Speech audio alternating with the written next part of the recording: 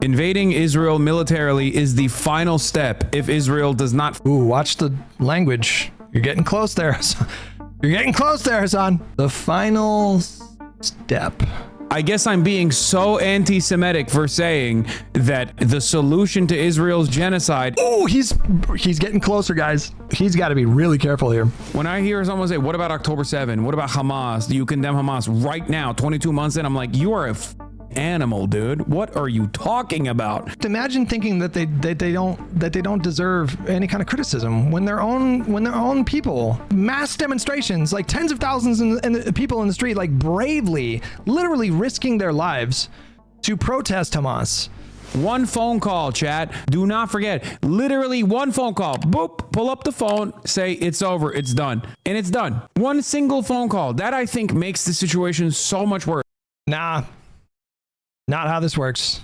Donald Trump could not end this war with a single phone call. That's just that betrays a complete lack of understanding of like who Netanyahu is, what he responds to, and just the sovereign nature of Israel itself. Like we could cut off all aid tomorrow if Congress passed a bill and the president did that, and we did these things. Like it would make things difficult for Israel politically, and it would impact their ability to do like military strikes and stuff. But they wouldn't just completely withdraw and just not like address Hamas, anymore. Like that's just you could not end this. You could not end this with a phone call. And every single person that acted as though that was not the case is a liar, because if it's not one phone call and Israel doesn't listen, then you deny weapons transfers. And if Israel still doesn't, you need Congress for that, listen and says, okay, we can get weapons elsewhere, then it's sanctions. And if Israel can the president unilaterally apply sanctions to a country? The president can do that. The president's authority to impose sanctions comes from broad powers granted by Congress based on the International Emergency Economic Powers Act. President can they are a green lantern for sanctions for sure. Still says, oh, well, we'll get weapons elsewhere and we'll do trade with another country, which, by the way, who the are they going to do trade with at this point in that predicament? Then you invade. Okay, Israel knows this. You cannot do that unilaterally. You cannot invade Israel. Like the president can't just do that. You need Congress. Do we really think that the president would be able to get the support from Congress to invade Israel? Do we really think that? Which is why also they have nuclear weapons. They haven't admitted to it, but they have nuclear weapons. Like everybody knows they have nuclear weapons. We're going to invade a nuclear-powered country? Really? Why? It's just one phone call. It doesn't have to go beyond that. My source tonight is Senator After Bernie sanctions, what? Sorry, cut off on my end. I'm curious. Oh, no. Oh, no. Oh, no. He's reacting to the Bernie clip. Invading Israel militarily is the final step if Israel does not. Ooh, watch the language. You're getting close there. You're getting close there, Hasan. Careful now. The final step. Careful now. Comply, but it's not going to happen anyway. And Senator, when you hear the Israeli Prime Minister saying there's no starvation happening in Gaza, what, do you believe he's lying? Of course he's lying. He is a disgusting liar. Israel had a right to defend itself from the terrible Hamas attack. Look, bro, this is why. Okay. Look at the reaction. He's lying. He is a disgusting liar. Watch over here. Watch. Israel had a right to defend itself from the terrible Hamas attack. Jesus. But I think everybody understands that in the last 2.5 years. Bernard, shut up. What we're seeing right now, I think, is rather kind of a fascinating moment because I think there's like a confluence of things that make people like Hasan and like Mike from PA. I've seen Mike from PA take it to like really cartoonish levels of, I don't even know what to call it, like hubris, arrogance. I don't know what would be like a word for just massively putting the cart before the horse. I saw Mike say like, we're going to throw anyone did propaganda for this war in a gulag. We're coming for you. The tides have changed. Look at that Harry Enton poll on CNN. Everyone is coming over to our perspective. Everyone is joining us. You know, and they're doing these like really fucking like unbelievably like cringy posts where it's like, if you didn't only speak up until now, you know, like shit like that. But I think what they're seeing is the public polling does demonstrate a pretty significant dip in support for Israelis among the American electorate and the Mamdani win. So they're taking these two things to mean that their movement is growing, but that's not what is happening, to be clear. It's true that people are moving away from Israel in terms of support. What is not true is that people are moving towards like one state solution, full right of return, military tribunals, you know, they're not doing that. They're not moving away from a position of like Israel didn't have a right to respond to October 7th. They're just coming to the conclusion that, I think the correct conclusion, that like what's happened so far or what's happened since October 7th has gone too far. It's just wildly disproportionate, and there's just way too much like wanton death and destruction. And people are getting tired of that. But they're mistaking that for finally they're joining us. They think like the normie median voter has become adjacent to like the Columbia protesters of last summer. And that is not what is happening. Stop. So in other words, he thinks like the median normie voter would be on board at this point with like invading Israel, right? Like itself and the terrible Hamas attack. But I think everybody understands that in the last 2.5 years, Bernard, shut brutal, up. horrific, Stop. That's definitely getting clip chimped. Oh no, I'm going to be clip chimped where I said if Israel refuses to abide by American sanctions, then they'll get invaded militarily. Really? Oh no. What will I do? I guess I'm being so anti-Semitic for saying that. I mean, to be precise, you're just being stupid. Like the solution to Israel's genocide. Oh, he's getting closer, guys. The final steps a couple minutes ago, and now he's got to be really careful here. Literally requires one phone call, and if the phone call doesn't work, then denying weapons transfers. If denying weapons transfers doesn't work, then sanctions package. And if the sanctions package doesn't work, then you invade Israel militarily. This is just how it works, okay? What is the precedent for this like particular like sequence of events here? Every country. And how is that analogous to like the current situation? But especially important for our allies that require a steady flow of shipment. You can clip it, you can ship it, you can send it to your mama, you can send it to your daddy. For those who said for months, Hasan, you're a terrorist, you're a terrorist, you're a terrorist, you're an anti-Semite, you're an anti-Semite, you're an anti-Semite, you're an anti-Semite. A lot of those motherfuckers are quiet now because they know I was right. Okay? So if they're still death. Do you see what I mean? Do you guys see what I'm talking about? Like he's mistaking the Mamdani win and the slipping polls for Israel as like they're all joining me now. That's exactly what's happening here. And then, you know, Mike took it to just absurd degrees. Mike was over here talking about like Israeli propagandists or we're gonna throw you up against the wall, bro. You can't stop what's coming, bro. Look at what Mamdani did, the Mamdani thing. It's happening. We're coming after you. We're gonna punish you for your impure and immoral positions and desperately looking for another thing to hold on to try to demand my deplatforming. Okay, I'll continue doing what I'm doing, and then I'll see you in the next 3 to 4 months. We cannot continue to provide military aid to the extremist, racist Netanyahu government that is starving the children of Gaza. I saw the Jordan Weissman take. Jordan Weissman, as Dems converge on agreement that Israel has been committing an atrocity, I do think there needs to be some reckoning among moderates, that while lots of ugly anti-Semitism burst from the left after October 7, the leftists were fundamentally more right about this war, about what this war would become. Then this person responds and says, did centrist Democrats not say up front that we needed a ceasefire ASAP? I feel like I did not remotely exclusively hear this from the left. What a way to massage the narrative. Yeah. Karine Jean-Pierre called calls for a ceasefire repugnant. ASAP? 6 days after October 7th? 6 days after October 7th and people were calling for a ceasefire?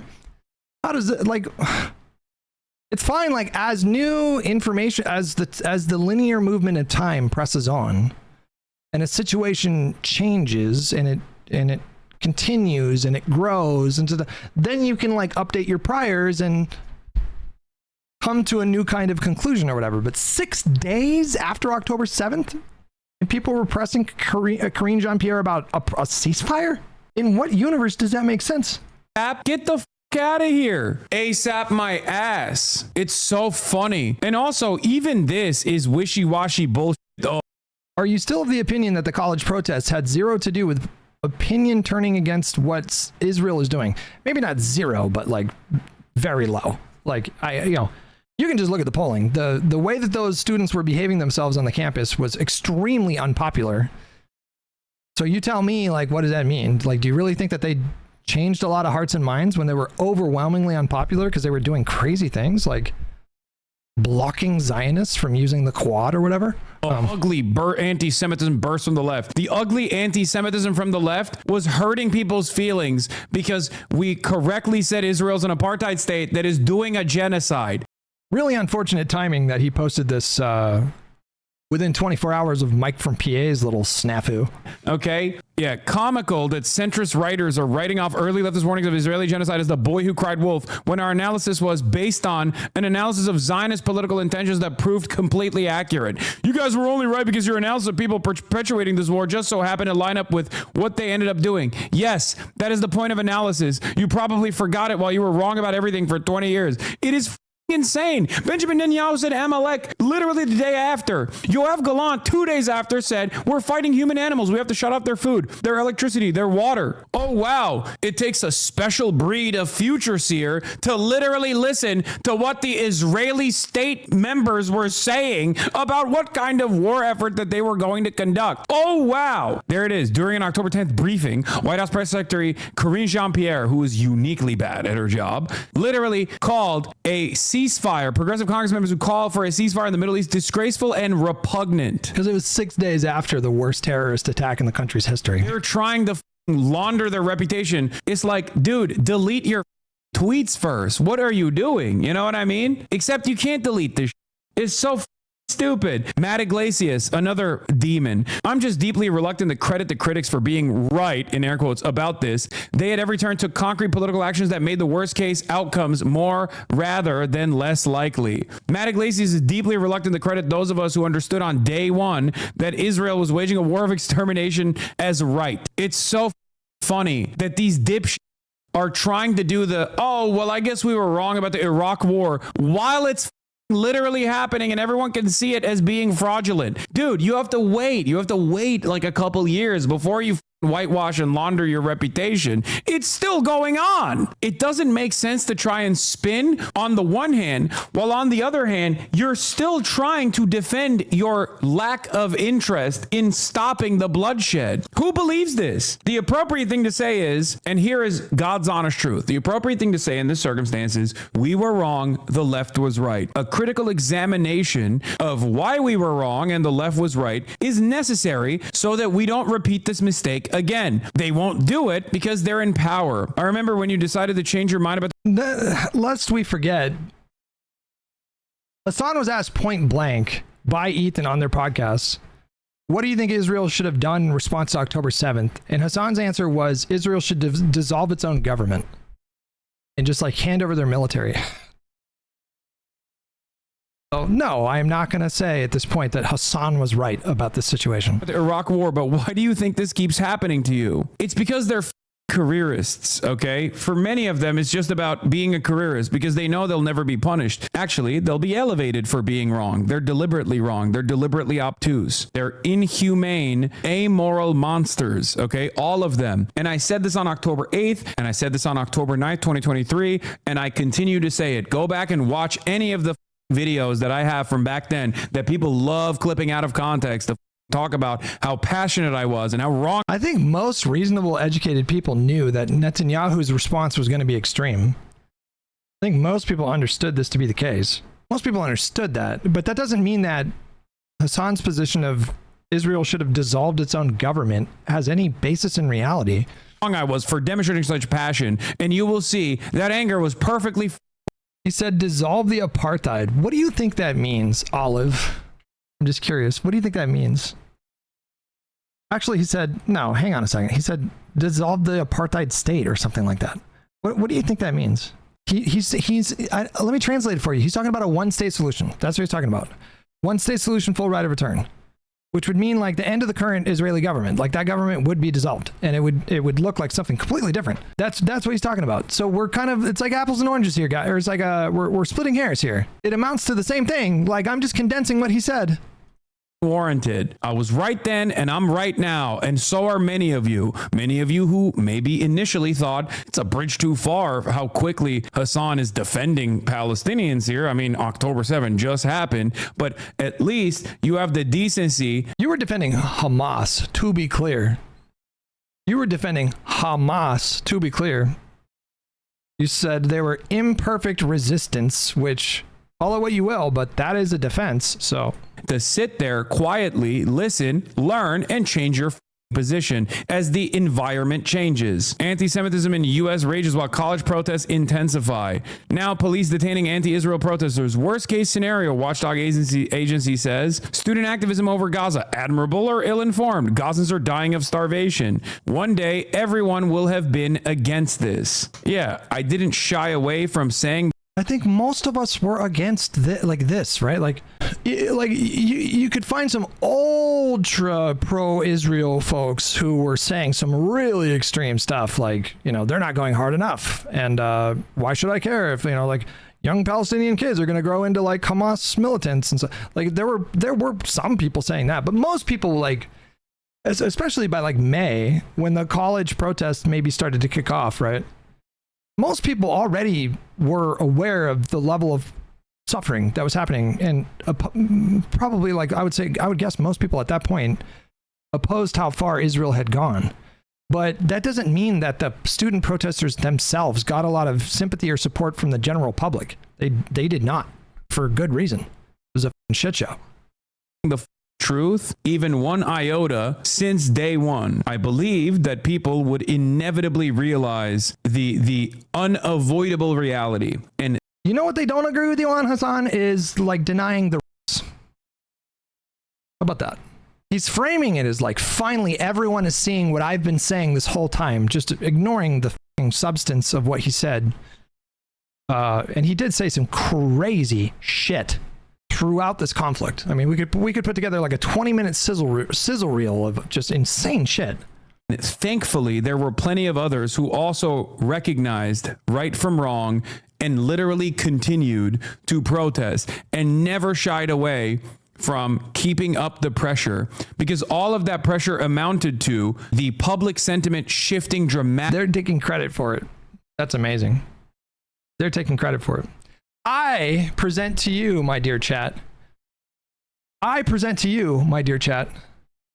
with a more organized, calculated, disciplined messaging campaign within their movement, they could have turned those numbers could have gone south for Israel way sooner than it happened. I think what people don't like seeing is like the images of like the starvation, like the mass starvation. Of course, like there were always images of the war that were really graphic and brutal and violent, but they are taking credit for this shift, which is pretty amazing. Like, why are you taking credit for this? You don't think it has to do with the fact that it's significantly escalated recently? Like the starvation crisis, the potential starvation crisis, which thankfully aid is getting back into the country. It's still not perfect or great, but thankfully, like, they're starting to get aid, and they think that they have enough food in there to make sure that there is no like starvation, like mass deaths. You don't think that had to do with it, rather than like your completely ineffective advocacy over the last 2 years? Regardless of all of the legal criminal repercussions that people faced, all of the student activists on college campuses that made those college encampments and then got destroyed for it, had their diplomas taken away from them. I certainly don't co-sign that.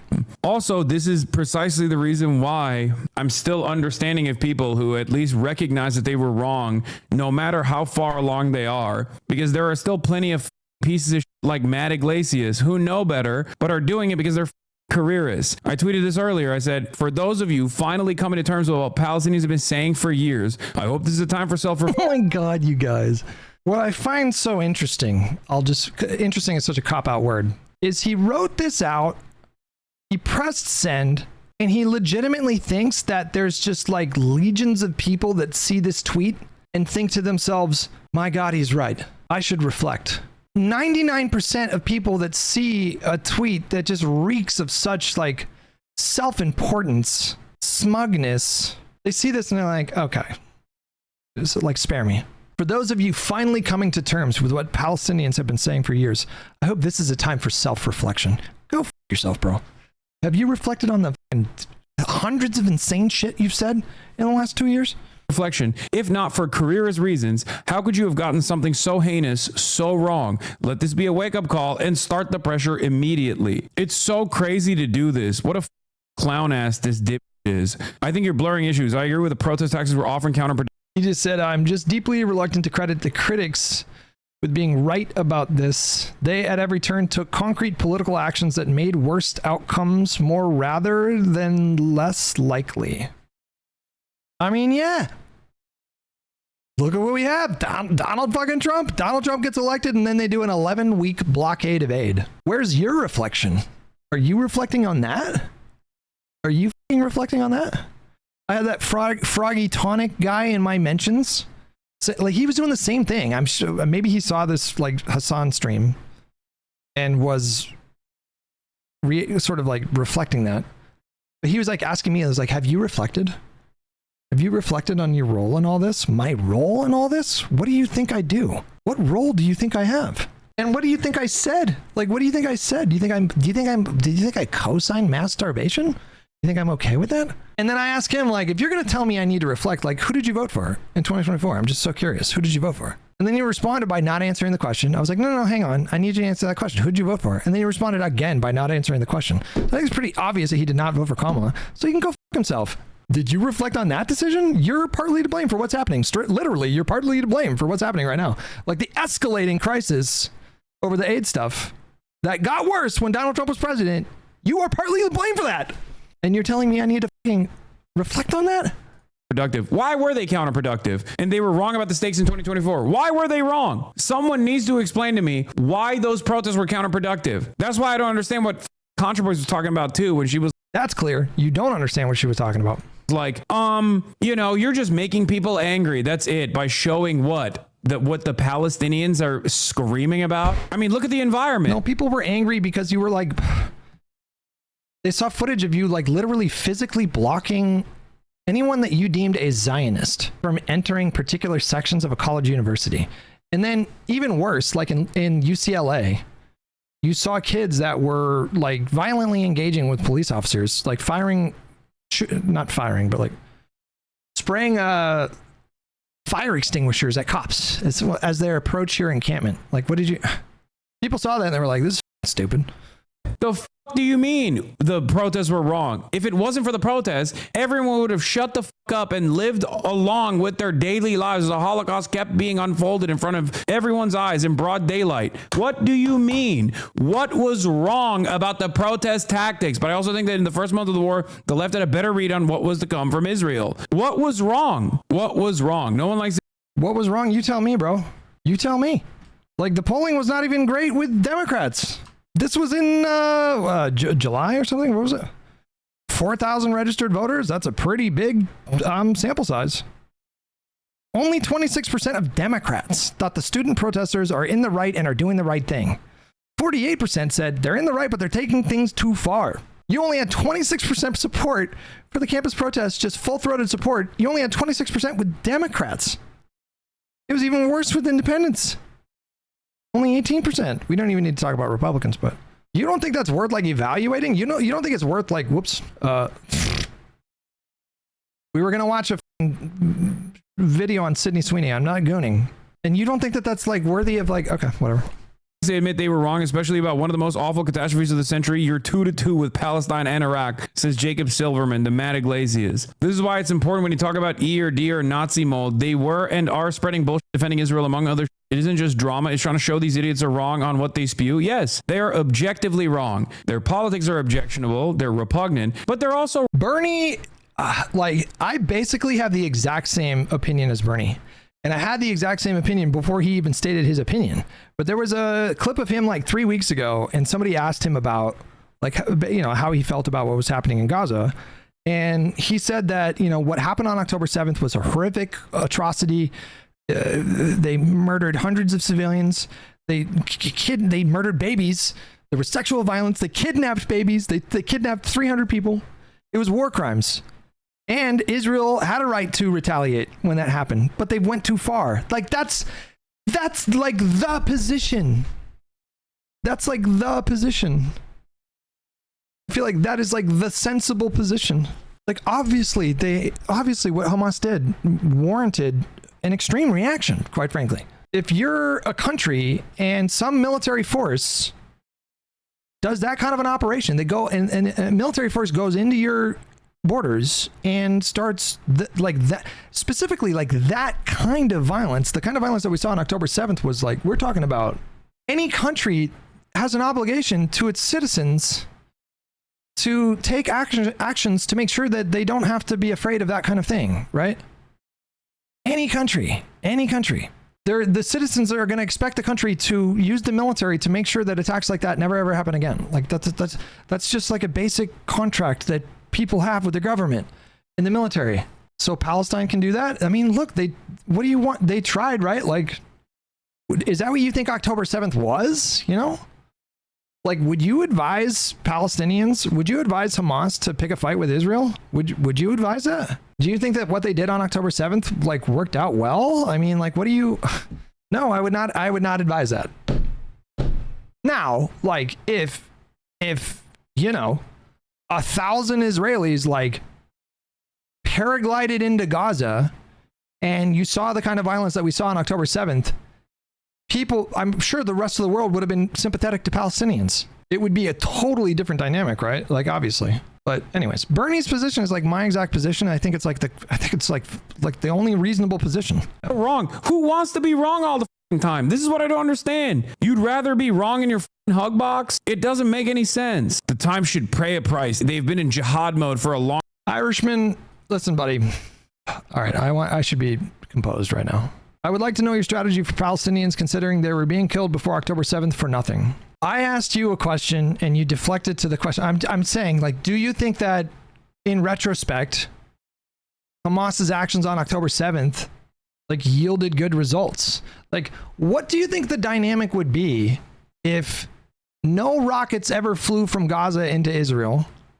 If there was no like political movement to try to like kick Jewish people off the land, obviously we would not see the kind of military operation that played out in Gaza. Like, Israel would not have done that. The settler stuff, I fully agree with you there. It's crazy. Like and the blockade, like the 20-year blockade. Like, I agree with all that. Like, obviously, Netanyahu is a war criminal. But you're saying like they needed to fight back. It's like, I don't know if I disagree with you there, but do you think October 7th was the best way to do that? Do you really think that was like the best way to do that? After 75 years of Israel winning, they thought October 7th was the play. Not politics brained at all. I think they obviously were, it was like a Hail Mary. That's what I think was obviously happening there. The Abraham Accords, they felt like it iced them out. They felt like the world was forgetting about the Palestinian problem. They saw Israel normalized relations with Qatar and UAE, and they were in the process of normalizing relations with Saudi Arabia, which would have been a really significant blow to them politically. And I think they thought maybe they could attract like outside groups to come in. I think they wanted to provoke a war, and they were hoping for or expecting more support from like Iran, Iranian proxies, other like neighboring Arab states or whatever.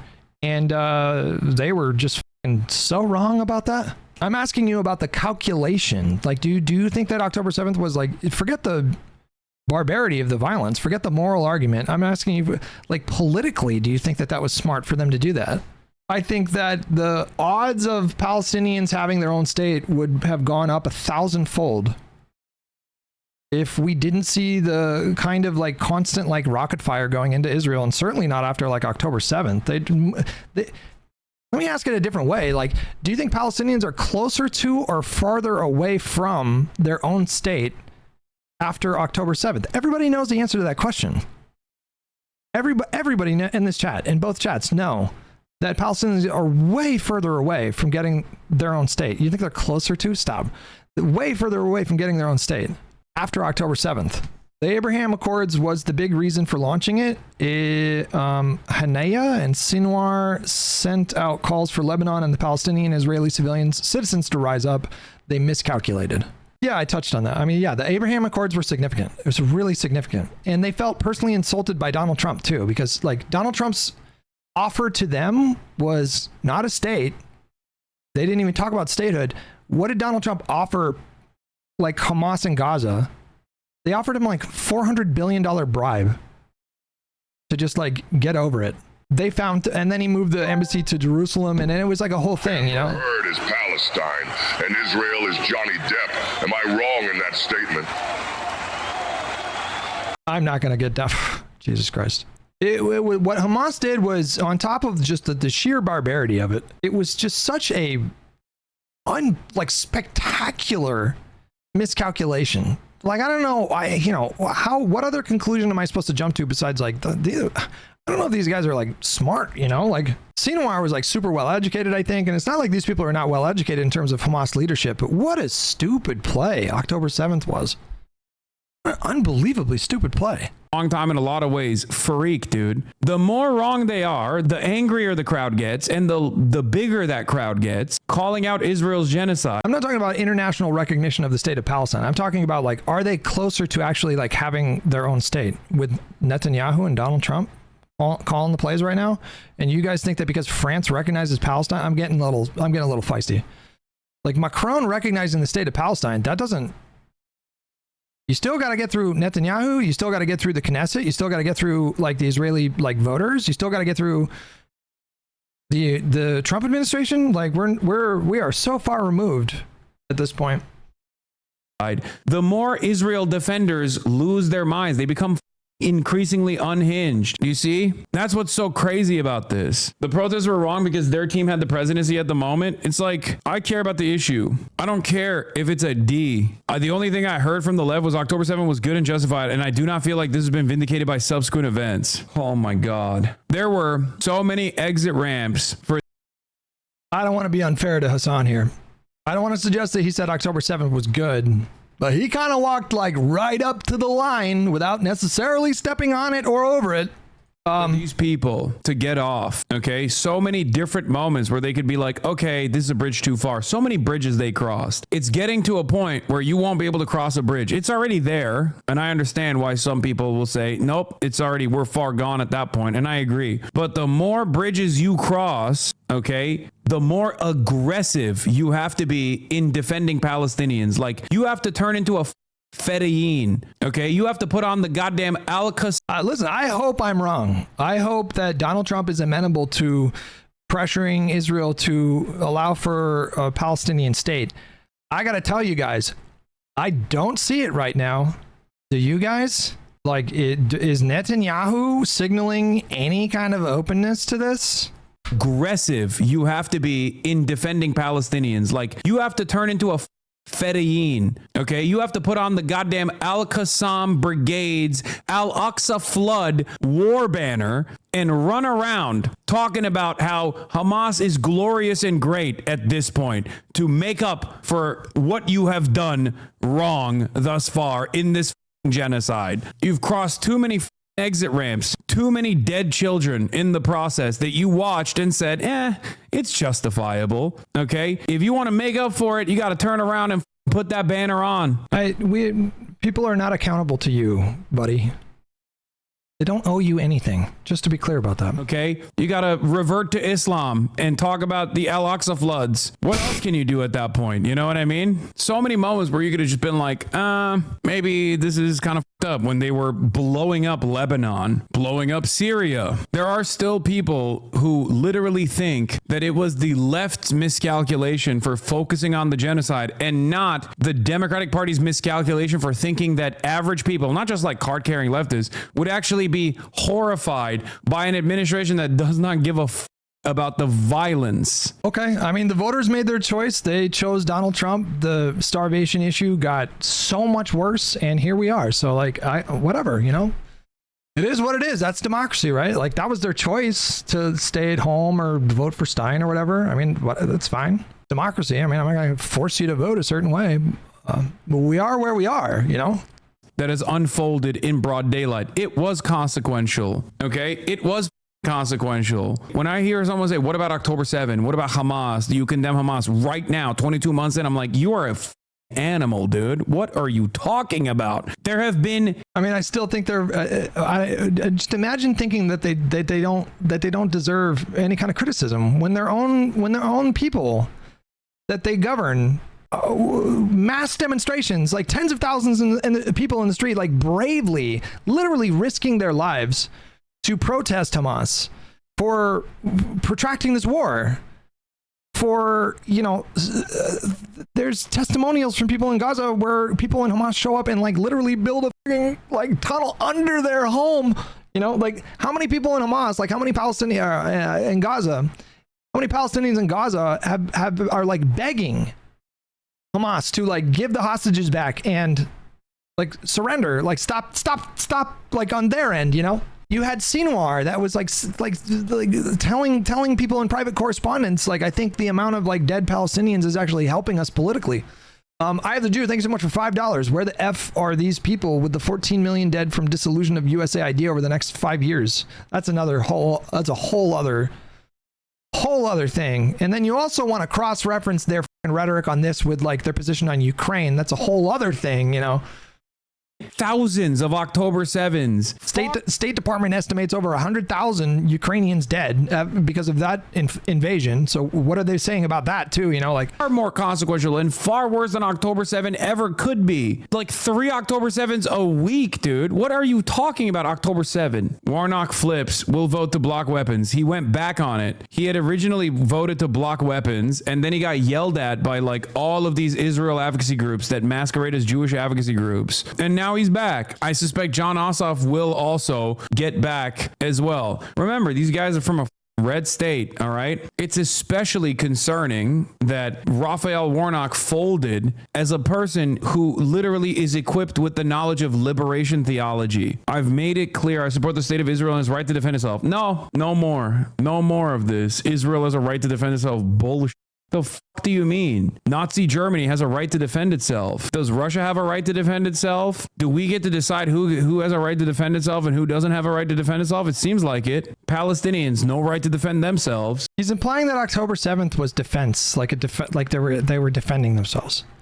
It's obviously what he's implying here, which is just a very curious way of framing it. Yeah, just put the vote in the bag is right. The funniest backlash and subsequent flip happened immediately after October 7. Many of you are not Turkish speakers, so you don't know this, but I made big waves in the... To be fair, Palestine don't have an Iron Dome, so then you agree that October 7th was really stupid. Surely you would agree that October 7th was really stupid. Like if they had an Iron Dome, like, oh, it was a different story, maybe. Like nationalist side of Turkish Twitter and Turkish Twitch specifically. October 8th or 9th, I said Turks kept coming into the chat because they hate Arabs. They were like, oh, dude, you know, Hamas are all Arab dogs. You know, we stand with Israel type. That's what they were on. Okay. Now I never said Palestinians. I said Hamas, Cherry. They would never admit to that. Okay. But so many motherfuckers came after me so aggressively. I said the Turks defending Israel are dogs. Okay. I said the Turks that are defending Israel are dogs of the West, not realizing that Israel is an extension of American Western imperialism. The point is that if people hyper focus on condemning Hamas October 7th, but don't condemn Israel doing 3 times a week, those people are not worth listening to. What about people that just don't condemn October 7th? What about people who just don't condemn it? The most criticism they'll give is its imperfect resistance. Like that's the length, that's the extent of whatever condemnation is out there. And they do not, American and Western imperialists do not see you any differently than Arabs. I called them servile dogs. They said I was racist. They demanded I get banned. They were losing their minds. You know what's really funny? It took like 3 days for the entire... We didn't even get to Bernie not calling it a G-side, which I thought we would get to, but... Turkish population to revolt against Israel, and every single person that had said that deleted their tweets calling me out. It was the most swift action reaction I've ever... What is he talking about? Minds. You know what's really funny? It took like 3 days for the entire Turkish population to revolt against Israel, and every single person that had said that deleted their tweets calling me out. It was the most swift action reaction I've ever seen in my life. Turkey to this day is the one country in NATO that hates America and hates Israel. It's like 80% and 90%, which is so funny. I've never seen vindication so fast. Yeah, big Turkish streamers came after me. They were going crazy. They were like doxing my family. I think, you know, we don't need to finish this. Like, I think this crowd is headed for a really rude awakening.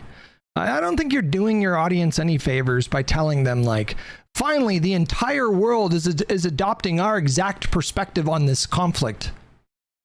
Finally, they're all joining us. They don't think that sexual violence happened on October 7th, and they think that, you know, one state, full right of return, and military tribunals, and, like, maybe we should invade Israel. Finally, like, everyone's coming, like... And they think the Mamdani thing is a signal of like a herald of times to come, of like the immediate future. And I think they're in for a rude awakening during these midterms. Now they could, like, listen, progressives could just blow out and do really well with the pendulum swing away from Trump. That's possible. If he fucks up our economy and throws us into a recession, I do think you're going to see a ton of progressives, like, very successful. But when we get around to these midterms, and if it doesn't look like their movement has really caught fire whatsoever, it's just, you're just setting people up to be massively disappointed. Like, we're probably not gonna see like an enormous sea change within the electorate in the next year and a half until the midterms. It's probably going to continue like with the current trends of you know, extremist candidates in both parties are probably not going to do as well as the more centrist candidates. But right now, bro, they are just like fully just like, they are so high off their own supply. They're fully convinced that, like, they're going to, you know, everyone is joining them and they're going to, like, lead us into the promised land. Does he mean a change electorally or in polling on Israel? No, I think Hassan, my sense is like the Hassans and the Mike from PAs, they legitimately think that this is like a massive political sea change that's happening.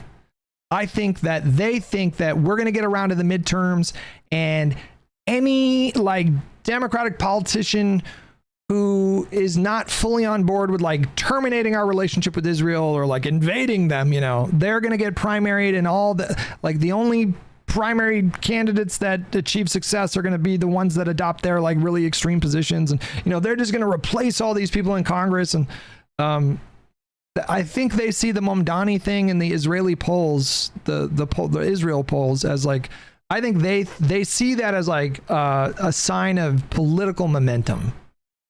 I think they think it's going to materialize in something like a really tangible shift in the electorate.